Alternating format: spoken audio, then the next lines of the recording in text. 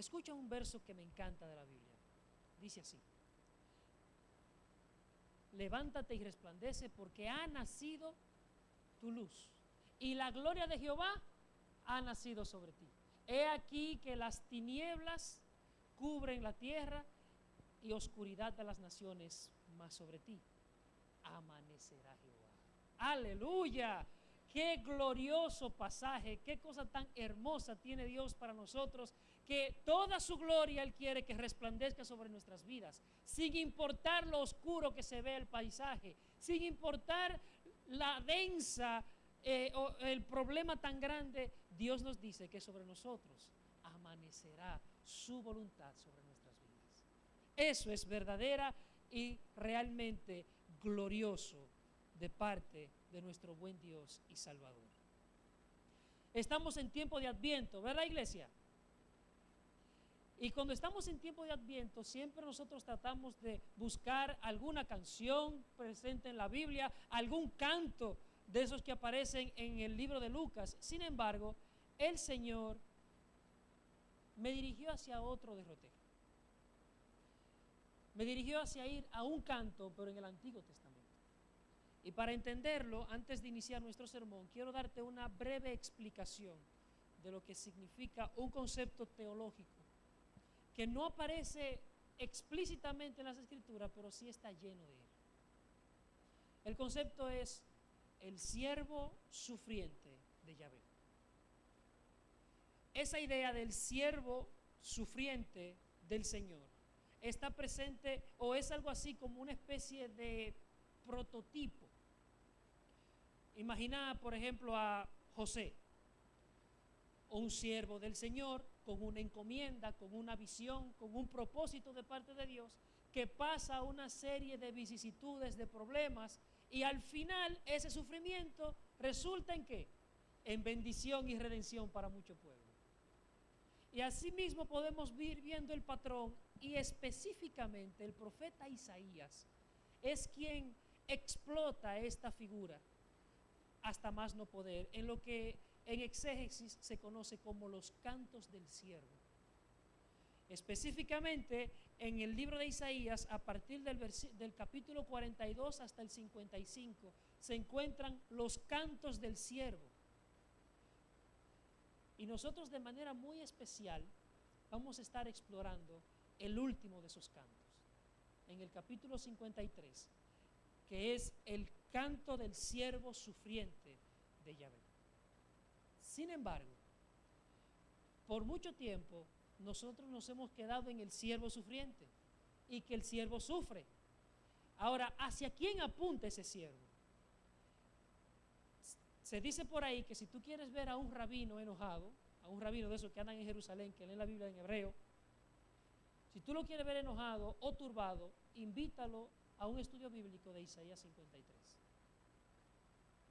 Porque en todos estos capítulos, en todos los cantos, ellos no aceptan bajo ninguna circunstancia que se refiere a un hombre.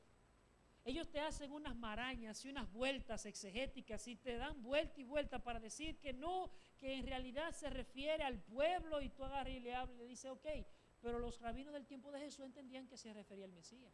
Yohanan ben Zakkai, Pirkat Avot y así por el estilo.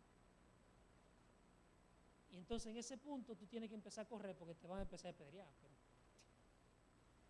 Pero el punto es, amados hermanos, que presupongo que todos los cantos del siervo se refieren a Cristo. Y si nosotros hacemos una división o leemos todo el capítulo, tú te vas a dar cuenta que podemos de manera natural dividir todo el pasaje en primera parte, el siervo desechado, luego el siervo humillado y sacrificado, y por último el siervo satisfecho. En esa última parte hay un verso hermoso que es uno de los más bellos que encontramos en la Biblia. Dice así mismo: verá el fruto de su aflicción y quedará satisfecho. Entonces tú tienes a Jesús diciendo en la cruz del Calvario: consumado es. ¿Ven cómo las cosas se corresponden? Estamos hablando de 700 años antes. Si tú lees el capítulo completo y miras de un lado la pasión de Cristo, tú te vas a quedar asombrado de cómo la descripción dantesca que hace Isaías de lo que le pasó a Cristo en la cruz, como mínimo te hace quedar con la boca cerrada. Ahora, nosotros no vamos a leer el capítulo 53. Nuestro sermón no trata del capítulo 53, sino del 52. Porque por mucho tiempo nos hemos quedado con el siervo sufriente y no nos hemos dado cuenta que el siervo sufriente tiene un prólogo, que es en el capítulo 52, versículo 13 al 15. Escucha lo que dice.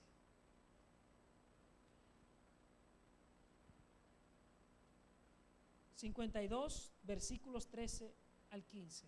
dice: He aquí que mi siervo triunfará, será engrandecido y exaltado, y será muy enaltecido, de manera que muchos se asombrarán de él. Así fue desfigurada su apariencia más que la de cualquier hombre, y su aspecto más que la de los seres humanos.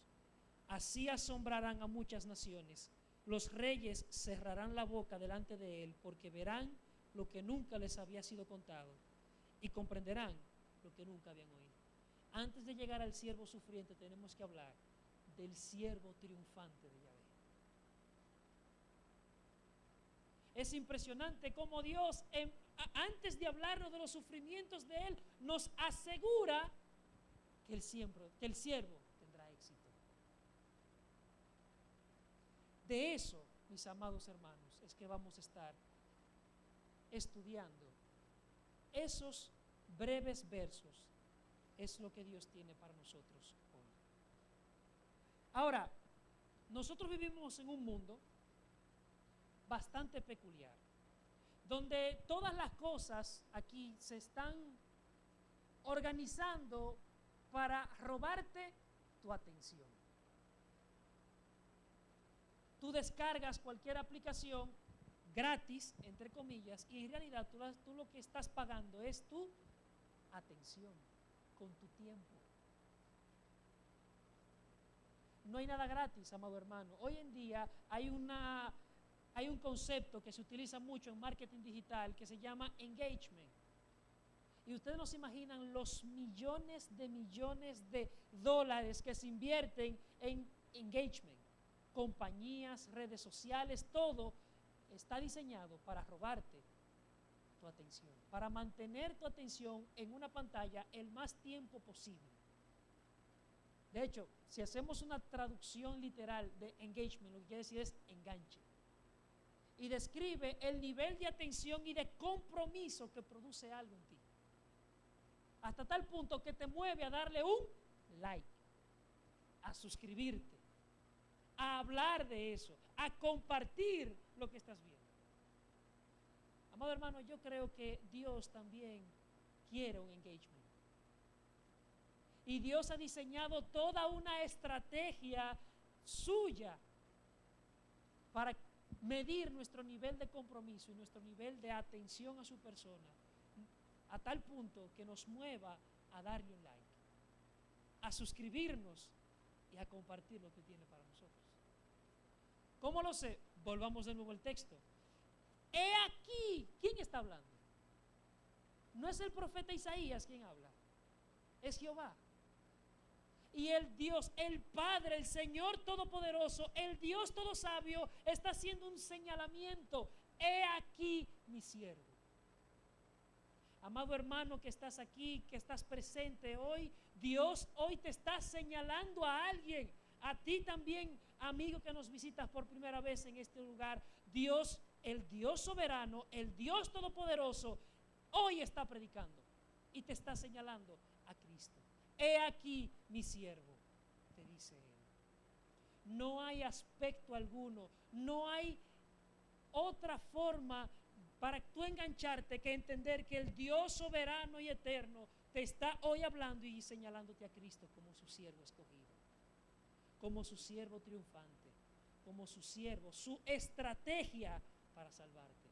Míralo a Él y solamente a Él. Déjame ilustrarte esto. Cuando yo estaba aprendiendo a manejar, yo tenía un problema. Y es que Yo estaba tan pendiente al volante, al embrague, al cloche, al freno, a los espejos, que yo quitaba mi mirada de enfrente. Y adivina qué pasaba. Me desviaba del camino. Me desviaba del camino. Tengo que aplicarlo obligatoriamente eso a nuestra vida espiritual. Hoy en día, como cristianos, estamos tan ocupados con los detalles que quitamos la mirada del camino. Estamos tan fijos en mi carrera, estoy tan fijo en el problema que tengo, tengo tantos frentes abiertos que pues quito mi mirada de Cristo. Amado hermano, tu vida se va a dirigir hacia donde está tu mirada. Si tu mirada está puesta en el problema, no vas a salir del problema. Si tu mirada está puesta en cualquier otro lugar que no sea Cristo, te vas a convertir nada más y nada menos que en un cristiano sin gozo. Porque de la única manera en que nosotros podremos salir victoriosos de todos los problemas y de cada uno de los desafíos que tenemos hoy es si nuestra mirada está puesta en Cristo, el autor y consumador de nuestra fe. Pongámoslo de la siguiente manera. Mire el ejemplo de Josafat.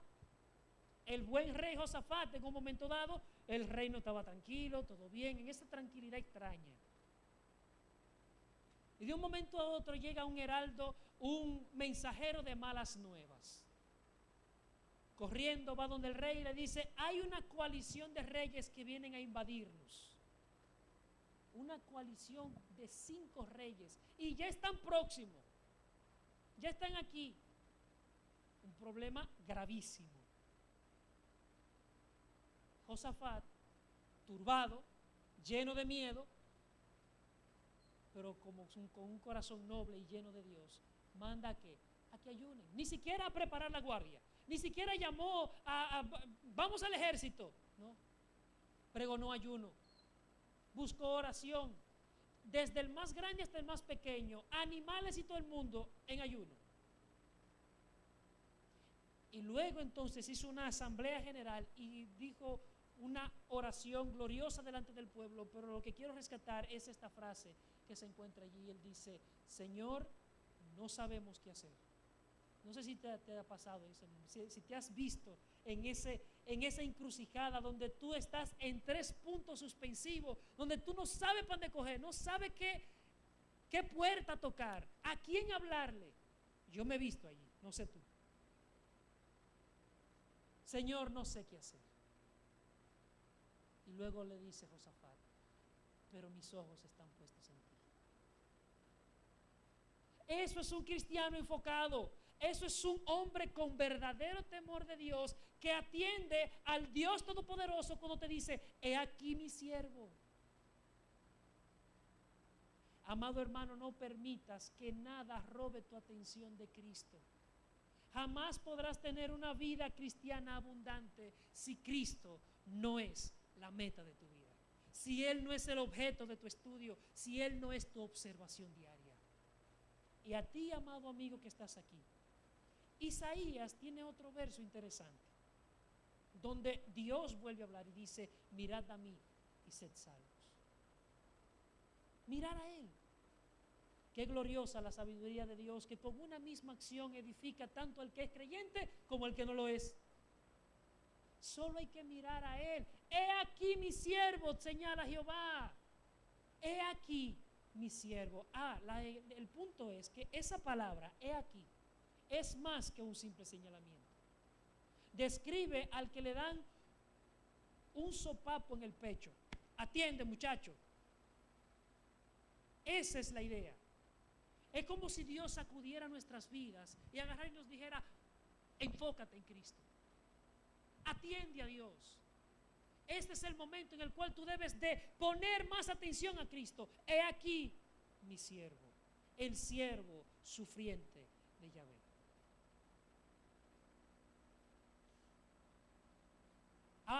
Pero continuamos. He aquí mi siervo triunfará.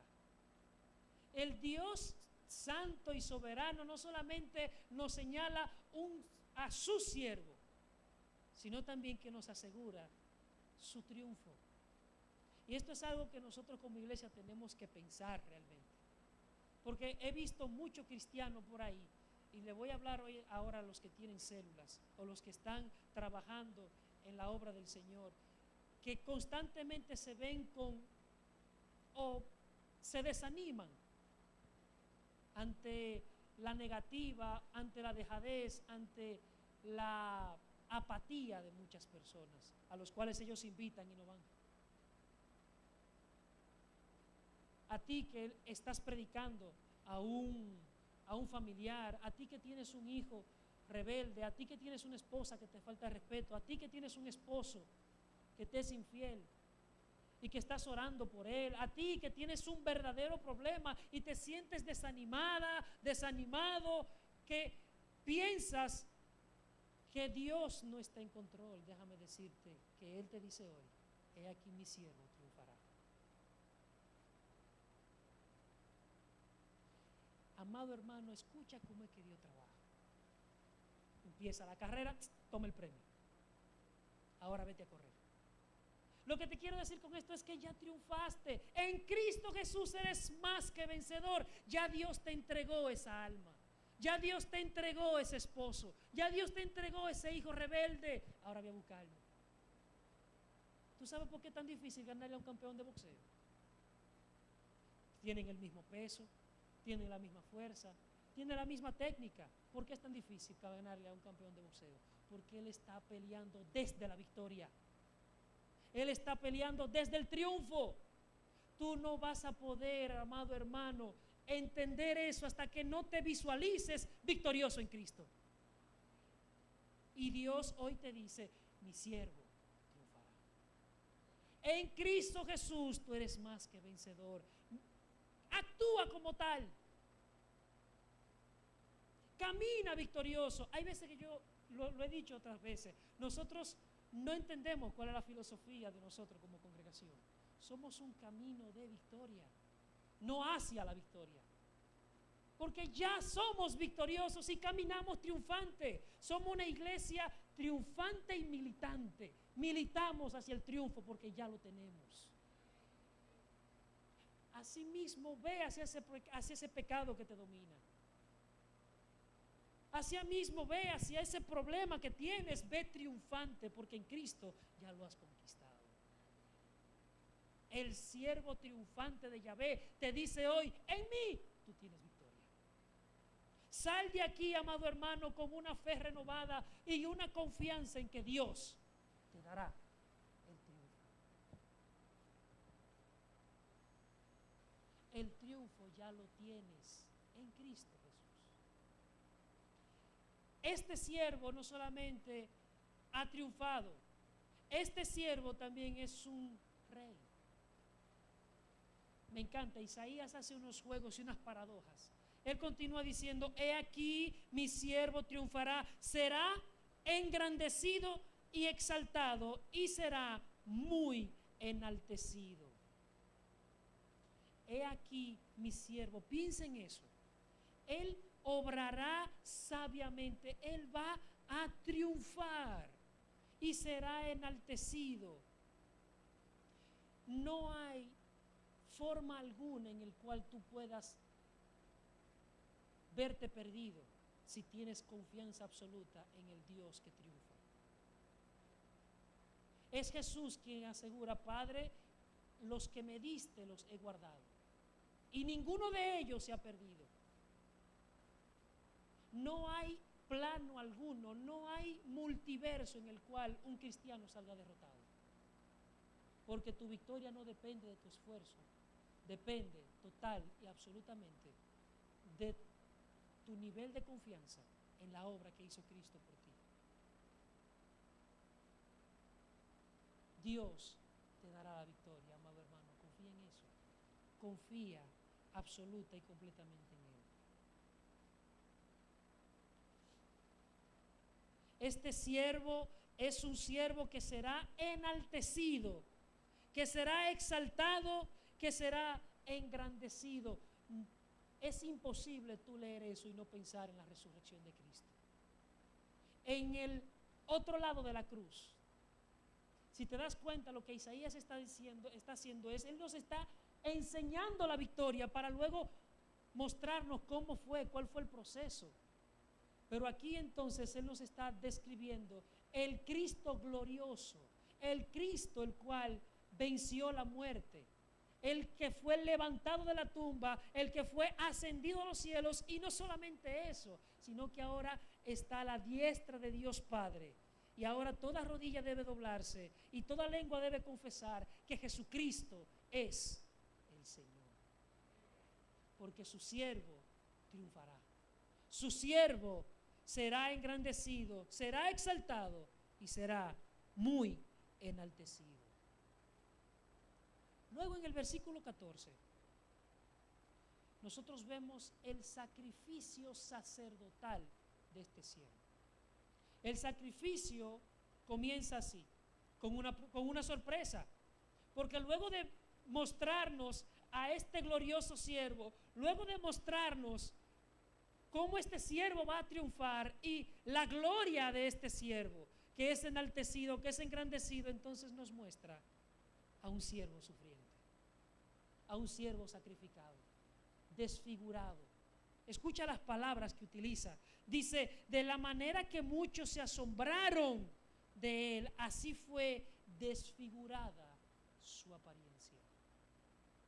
Es un sacrificio vicario. Muchos se asombraron y hoy en día lo podemos ver eso. Podemos ver cómo las personas, cuando tú le hablas de el horror que fue la cruz de Cristo, rechazan el cristianismo y te dicen, yo no puedo creer en un Dios que mató a su propio hijo. Yo no puedo creer en un Dios sádico que requiere de sangre para traer redención. Eso es parte de una mentalidad atrasada. Te lo dicen así. A lo cual nosotros respondemos que él no conoce la gravedad del pecado. En realidad, la muerte de Cristo, esa muerte horrorosa, me muestra lo que mi pecado le hace a Dios. Lo que mi pecado le hace a Cristo. No hay un argumento más fuerte para la santificación del creyente que entender que cada mentira que hablaste fue una bofetada en el rostro de Cristo. Cada vez que tus ojos ven pornografía es una espina en su frente. Cada vez que cometes un adulterio es un flagelo en su espalda. A ti también, amado amigo que estás aquí, todos esos beneficios de perdón y redención están disponibles para ti. El mismo nivel de amor que Dios tuvo para con nosotros, los que hemos aceptado su sacrificio, está disponible para ti. Y en Él encontrarás abundante perdón. A pesar de que éramos enemigos, a pesar de que su muerte real y verdadera fue por nuestra culpa, fue por nuestro pecado, Él aún así nos ha traído redención y perdón. Nos ha dado un Padre, perdónalos, porque no saben lo que hacen. Ese es el glorioso amor de este siervo sufriente y victorioso, que a pesar de su pleno y total sacrificio, Él sigue siendo amoroso y bondadoso. Hay una palabra, muchas veces nosotros decimos, no, Dios es bueno. No. Dios es misericordioso. Esas palabras, aunque las utilizamos a diarios y son correctas, se quedan cortas. La única palabra que se parece un poquito a lo que Dios hace, ni siquiera está traducida. Tenemos que ir directamente al latín para nosotros poder buscar una palabra que más o menos se parezca a lo que Dios es. Dios es munífico. Vamos a explicarlo. Se decía que un rey era un rey munífico cuando él hacía algo parecido a lo siguiente. En una de esas procesiones pomposas, los reyes llenos de lujos en un buen cojín iban caminando o cargados o en su carroza por la calle mientras saludaban al pueblo y el pueblo le rendía lores, lo más normal del mundo. Pero un momento dado, el rey alzaba su mirada y veía a un muchacho harapiento comiendo de la basura. Dile, muchacho, que ven acá. Lo agarran por aquí, que el rey quiere hablar contigo. Muchacho asustado, ¿qué fue? ¿Qué hice? Yo no fui. No, tranquilo. No, tú eres. No, de aquí. ¿Tus padres? No, yo soy huérfano desde hace mucho tiempo. Es decir, que no tiene linaje, no tiene legado. ¿Y qué tú? No, comiendo la basura. No había maná. Nada, está bien, vete, no hay problema. Le decía al ayudante, al heraldo, que ese muchacho, yo quiero que él cene en mi palacio todos los días, así que vayan, vístanle con ropa y denle un cuarto en mi palacio real. Llega la noche, y el muchacho, después de un baño, sentado a la mesa con todos los lores, con todas las pompas, con toda esta gente de alcurnia, y tú, un don nadie.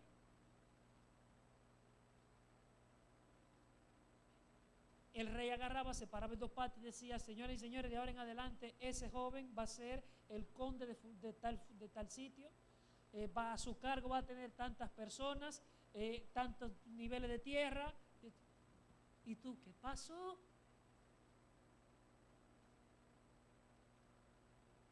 Pero señor rey, pero ¿y ese de dónde es? No, nadie. Un don nadie. Pero que yo quiero mostrar mi benevolencia sobre él. Eso es un Dios magnífico.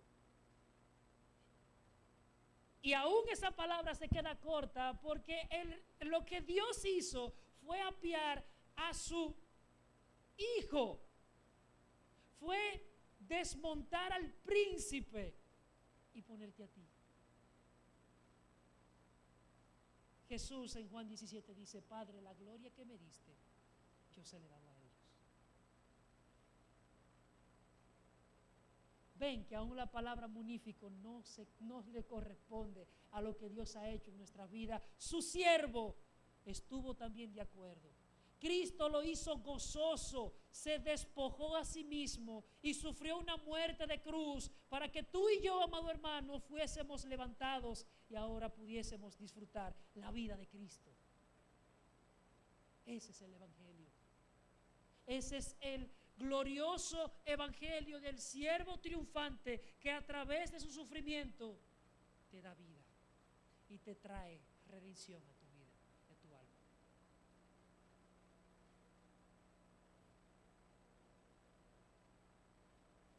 Este siervo que es rey fue mancillado, fue molido, fue traspasado, y todo ello era exactamente la pena por nuestro pecado, y él la recibió.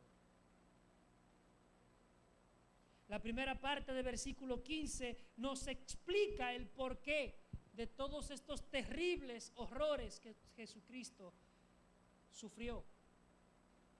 Dice directamente: he aquí las naciones, así asombrará a muchas naciones. La Reina Valera 2015 en este punto tradujo una palabra que se utiliza en ambas formas: asombrar o rociar.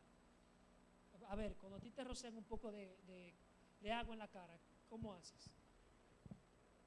Haces la seña de que te asombraste. Entonces, ese es el punto del idioma hebreo, que es muy onomatopéyico, por así decirlo. Entonces, otra traducción, como la Biblia textual, traducen directamente: rociará a las naciones. Cristo Jesús sufrió todo ese dolor, toda esa muerte, para con su sangre rociar al pueblo de Dios. Eso nos recuerda a Levíticos capítulo 16, como en la fiesta del Yom Kippur, en el día de la expiación, el cordero era sacrificado y con un hisopo era enchumbado y era rociado sobre el altar para así expiar los pecados del pueblo. Le estoy diciendo, 700 años antes de Todos los eventos que pasaron con Cristo han sido descritos de manera fidedigna.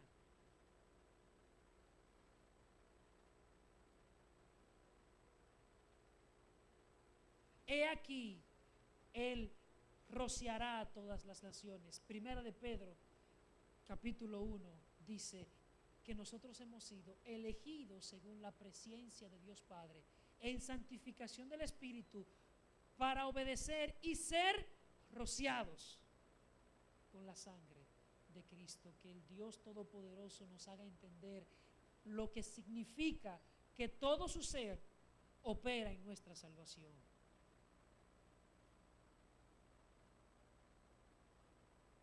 Amado hermano, hay una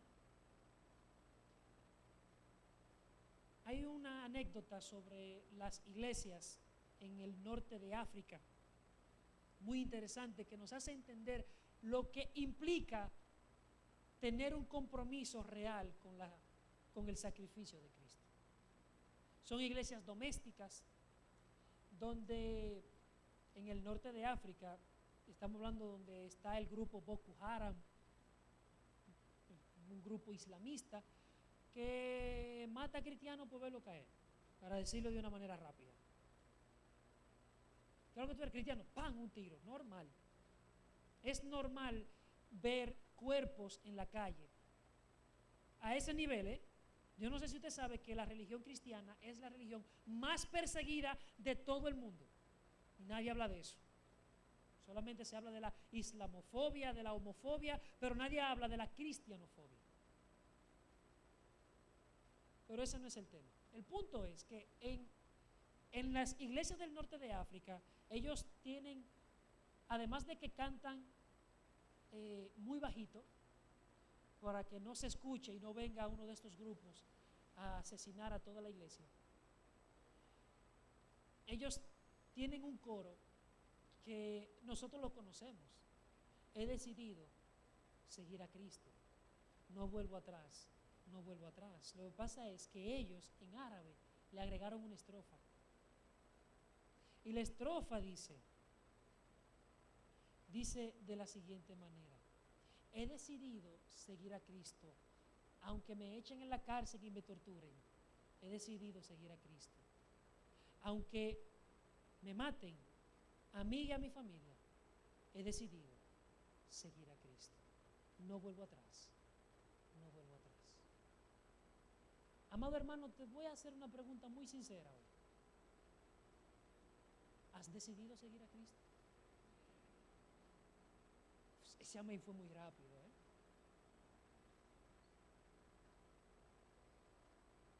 Yo lo hubiese pensado, porque yo no me he visto en una situación en la cual yo tenga que decidir real y verdaderamente por Cristo, sin importar el costo. Que Dios nos ayude. Que Dios nos ayude a que nuestro obrar sea por lo menos digno del sacrificio que Él ha tenido por nuestras vidas. Me gusta mucho esa última parte de la película El Soldado Ryan. ¿Cuántos lo han visto? El Soldado Ryan, que un contingente de soldados le envían una misión de que deben de ir al frente de batalla a rescatar a un solo soldado. Y todo el regimiento muere para poder salvar a ese solo soldado. Al final, tienes ese soldado en el cementerio agradeciendo a todos estos hombres que se sacrificaron por él, y él diciendo: espero que mi vida haya estado a la altura de su sacrificio. ¿Puedes tú decir lo mismo de Cristo? ¿Tu vida está a la altura de ese sacrificio?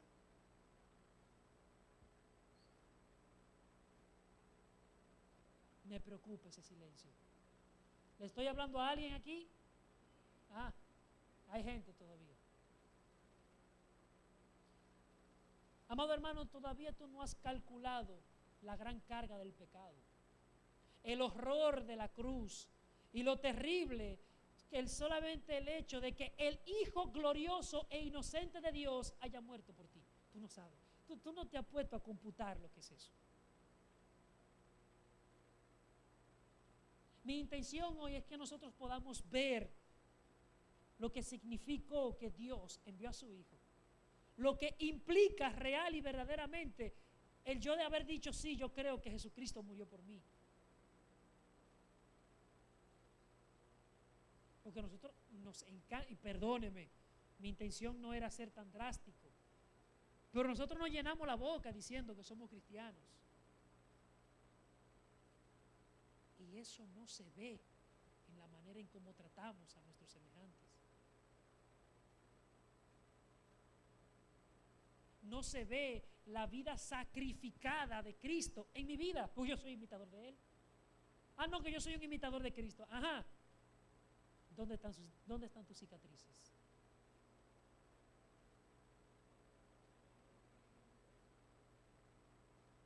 No, un imitador de Él. Bueno, Jesús, empezando, Él tiene 40 latigazos menos uno. ¿Cuánto tú has recibido?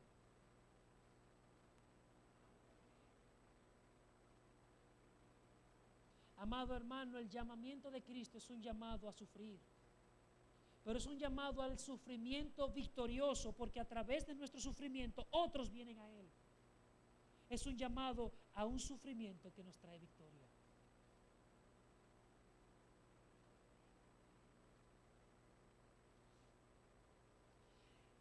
El sufrimiento de Cristo fue un sufrimiento sacerdotal. Él intercedió por nosotros para que ahora nosotros tengamos un nuevo poder, una nueva habilidad, una nueva destreza que nos hace ir y seguir su camino. Y esa nueva habilidad, esa nueva destreza se llama salvación.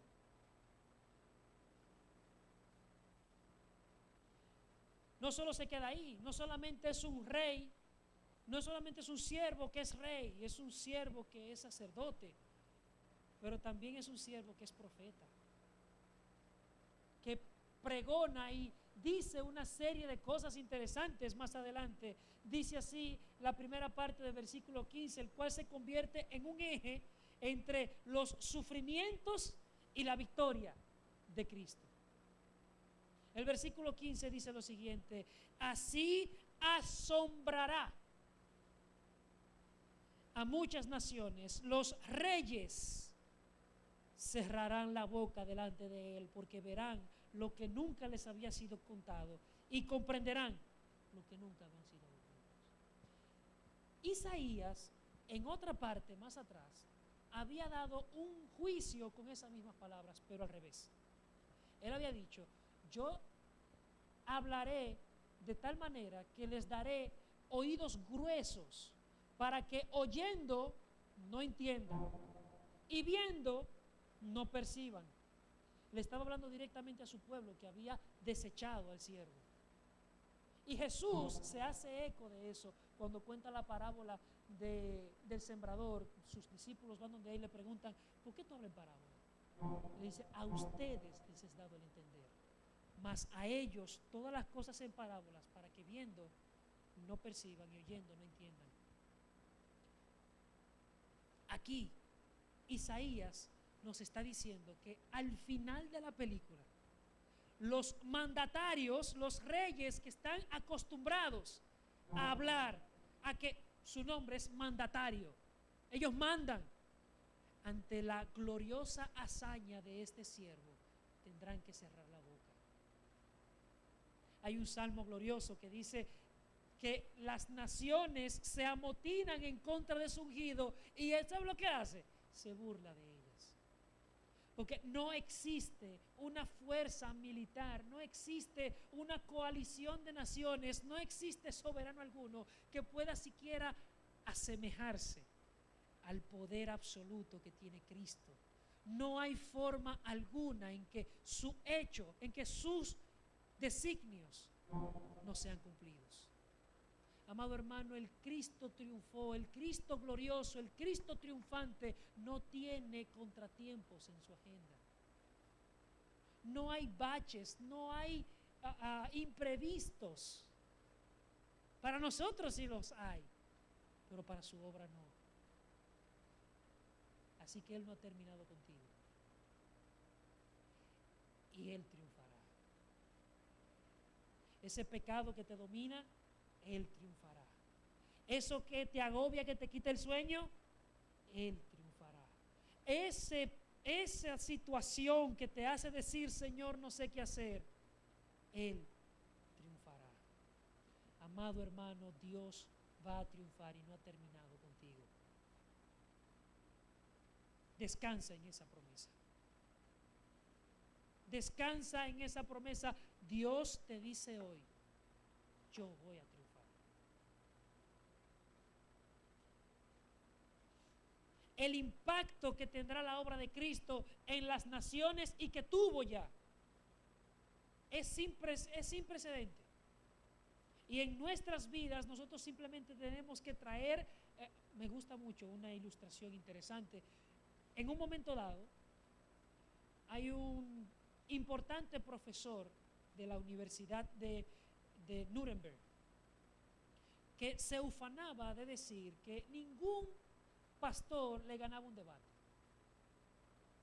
que Dios no existe y nadie lo puede convencer de lo mismo, de lo contrario. Y él retaba a todo el mundo a un debate. Un pastorcito recién graduado agarra y dice, ok, yo te voy a aceptar el debate con una sola condición. Una sola. Que me traiga 100 personas que por su ateísmo su vida haya cambiado. Por el hecho de decir que son ateos, dejaron de ser prostitutas, dejaron de ser ladrones, familias se han reconstruido, matrimonios han vuelto a renovar sus votos, que por que por su ateísmo hayan podido transformar sus vidas. Solamente 100 personas. No puede con 100, tráeme 50. Te lo voy a poner más fácil. 25. Está difícil todavía. Tráeme 5. Se dice la historia que el profesor comenzó a arrancarse aquí atrás ante el reto que le había puesto este muchacho. Y él termina diciendo, si no puedes conseguir, tráeme uno. Cuando llegó el día del debate, ni siquiera el mismo profesor pudo estar de pie, porque ni siquiera él había sido transformado a virtud de su ateísmo. Amado hermano, solamente Cristo puede transformar tu vida. No hay terapia alguna, no hay filosofía alguna que pueda lograr lo que Cristo sí puede lograr. Y es transformar un corazón de piedra en uno de carne. Es transformar una vida llena de pecado en una llena de virtud. Eso es lo que Cristo tiene preparado para aquellos que ponen su absoluta, total y plena confianza en este poderoso Salvador. ¿Cómo nosotros podemos así aplicar rápidamente este sermón? Si te das cuenta, todo este sermón tiene el solo propósito de que fijes tu mirada en Cristo. Levanta tu mirada del celular, ya tú sabes que todo aquí conspira para robarte tu atención. Es una risa rara por aquí. Despega tu mirada del problema y ponla en Cristo. Ya. Hoy en día, amado hermano, no tenemos más tiempo que perder. El apóstol Pablo nos dijo, rediman bien el tiempo. ¿Por qué? Porque los días son malos. Te pregunto, ¿se puede poner peor? Pues entonces hay que redimir más el tiempo. Desde los días del apóstol Pablo los tiempos eran malos y ahora peores. Pues entonces redime más el tiempo. Y ahí estás tú viendo una serie completa los fines de semana.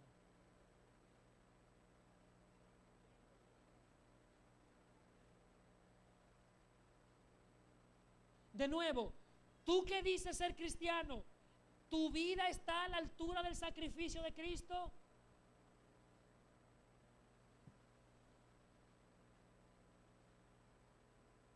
Amado hermano que estás aquí, ya basta. Esto es un llamado urgente a que salgas de aquí con una fe renovada, con una fe que te invite al sacrificio. a que hagas algo por él. Al amigo que nos visita por primera vez aquí, que estás aquí, viniste por cualquier razón, o que terminaste por la gracia de Dios, llegaste al final de este sermón, tengo para decirte algo. En un momento dado había un eunuco, un alto funcionario de Etiopía, que estaba en Jerusalén. Y unos años después de la muerte de Cristo, que ocurre esto, y este hombre iba con un rollo de Isaías leyéndolo.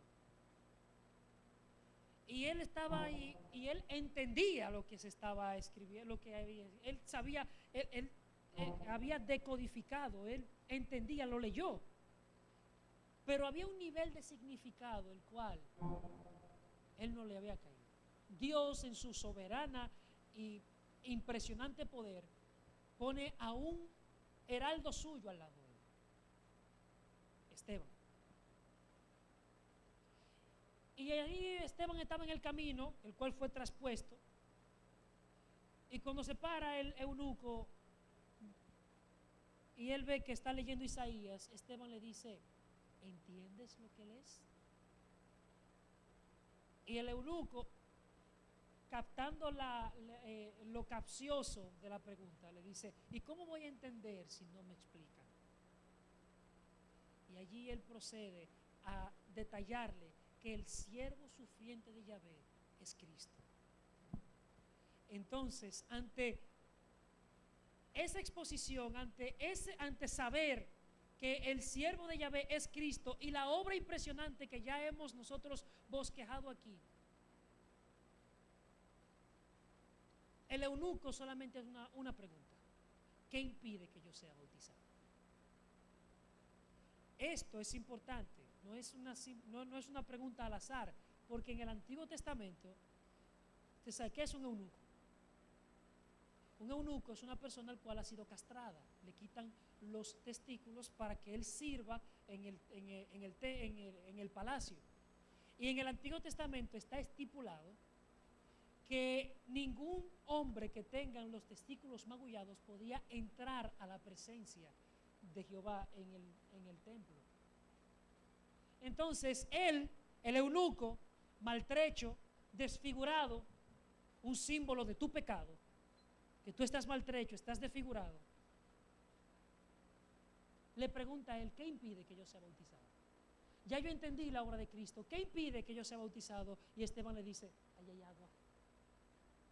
Porque todo aquí depende, amado hermano, ya no de tu apariencia física, ya no de tu pecado, porque ya has sido limpiado si pusiste la confianza en Él. Ya tenemos un libre acceso al trono de la gracia a través de la sangre de Cristo. Dios, en vez de un puño crispado dispuesto a aplastarte por tu pecado, lo que encuentras es una mano amigable invitándote a entrar. No importa lo oscuro de tu pecado, no importa lo negro que sea el panorama, siempre hay suficiente luz para mirar a Cristo. Dios te dice hoy: he aquí mi siervo, míralo a Él. Míralo a Él. Mirad a mí todos los confines de la tierra y sed salvos. Dios hoy te dice, te impera, te manda a que mires a Cristo y pongas en Él tu confianza. No habrá otra manera, otra forma en la cual podrás ser salvo si no miras a Cristo. Hoy es el día agradable de Jehová. Hoy fue el día que Él preparó para ti. Arrepiéntete de tus pecados y vuélvete a Él. Cristo es un poderoso Salvador. No importa la condición en la cual estés. No importa la manera en cómo llegaste aquí. Hoy es el día que Dios ha preparado para salvarte. No salgas de aquí sin Cristo. No salgas de aquí sin Cristo. Él ha preparado una grandiosa salvación. Oremos. Soberano Dios, Padre Santo, excelso y eterno, tú que eres el Dios munífico. Gracias por tu hermoso sacrificio. Gracias por tu impresionante bondad hacia nuestras vidas. Gracias por Cristo y su obediencia hasta la muerte. Gracias porque en Él nosotros podemos depositar todos nuestros pecados, porque Él nos dará toda su justicia. Ayúdanos, Dios, a vivir en consecuencia, a vivir como personas salvadas, a vivir como personas que están en la victoria de Cristo. Enséñanos, Cristo eterno, a vivir conforme a tu palabra, a vivir una vida llena de gozo y de victoria en ti. Ayúdanos, Dios, a poner nuestra confianza en ti. En tu poderoso nombre, Dios, oramos. Amén.